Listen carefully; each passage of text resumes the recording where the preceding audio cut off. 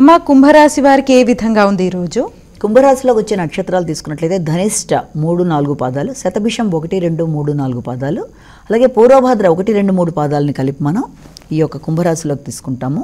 కుంభరాశి వారికి ఆకస్మికమైన ఖర్చులు, దానివల్ల కొంత ఆరోగ్యపరంగా ఒత్తిడి, శ్రమ అనేవి అధికంగా ఉంటాయి. విశ్రాంతి చాలా అవసరం. మానసిక విశ్రాంతి, శారీరక విశ్రాంతితో పాటు సమయానికి ఆహార స్వీకరణ కూడా వీళ్ళకి చాలా అవసరం. అలాగే భాగస్వామ్య వ్యవహారాల్లో జాగ్రత్తగా ఆచితూచి నిర్ణయాలు తీసుకోవాలి.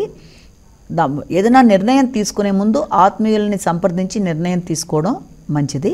అలాగే ఎవరినన్నా కలవాలి అనుకున్నప్పుడు, పెద్దలను ఎవరన్నా కలిసేటప్పుడు కూడా వీలైనంతవరకు కార్యక్రమాలు ముందుకు వెళ్ళడానికి శ్రీ రాజమాతాంగ్యై నమః అనే శ్లోకాన్ని పట్టించుకుని వెళ్ళడం అన్ని విధాలా మంచిది.